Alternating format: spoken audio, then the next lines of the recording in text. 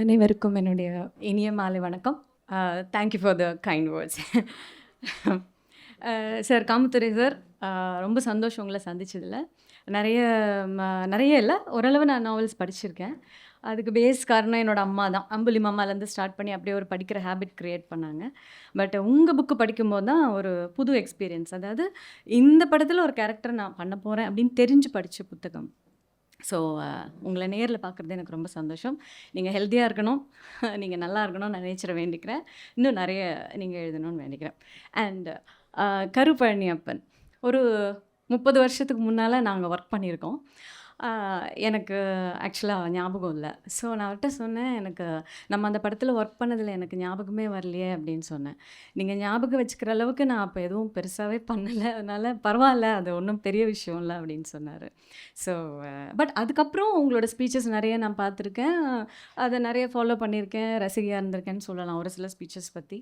So உங்களோட ஒரு project அப்படின்னும்போது ரொம்ப எக்ஸைட்டடாக தான் இருந்துச்சு. இந்த புக்கு இந்த ப்ராஜெக்ட் பண்ணுறதுக்காக தான் படித்தேன். அப்போது இது வந்து ஒரு என்ன சொல்லலாம், 5D தேட்டருக்குள்ளே ஒரு ஃபஸ்ட் எக்ஸ்பீரியன்ஸ்க்கு ஒரு குழந்தைய கொண்டு போய் தனியாக விடுற மாதிரியான ஒரு ஃபீல் எனக்கு இருந்தது.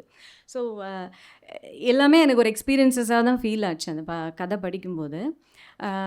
சார் சொன்னாங்க, இந்த மாதிரி ராத்திரி போய் டாக்டரை கூப்பிட்றதுக்காக நடந்து போகிறதுன்றது அவரோட எக்ஸ்பீரியன்ஸ் அவர் சொன்னார்.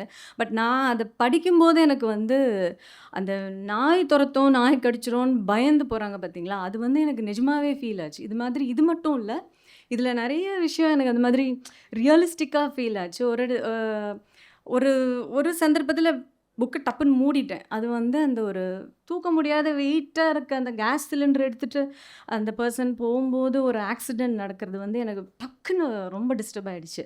யூஸ்வலாக நம்ம படம் பார்க்கும்போது அப்படி ஆகும், பட் நம்ம கண்டினியூ பண்ணுவோம். பட் புக்குன்னும் போது அந்த ஒரு வசதி மூடிட்டு அதுக்கப்புறம் அந்த இறுக்கத்தெல்லாம் நான் கொஞ்சம் கரெக்ட் பண்ணிவிட்டு அதுக்கப்புறம் மறுபடியும் கண்டினியூ பண்ணேன் படிக்க. ஸோ இது மாதிரி பர்சனலாக நிறைய விஷயம் எனக்கு பிடிச்சிருந்தது. அதில் இருந்த அன்பு, காதல், துரோகம், தோல்வி, இந்த மாதிரி எல்லாமே ஒரு அந்த இமோஷனோட கனெக்ட் ஆயிருந்தது. வசனத்தோடு இருந்ததுனால எனக்கு இன்னும் கொஞ்சம் ஈஸியாக இருந்தது படிக்கிறதுக்கு. So thank you so much for giving this opportunity. And வந்திருக்க எல்லாருக்கும் என்னுடைய வணக்கம். So it's a very great opportunity of course. Thank you so much. நன்றி. இந்த வீடியோ உங்களுக்கு பிடிச்சிருந்தா லைக் பண்ணுங்க, ஷேர் பண்ணுங்க, கமெண்ட் பண்ணுங்க. மறக்காம OH சினிமா சேனலுக்கு சப்ஸ்கிரைப் பண்ணுங்க.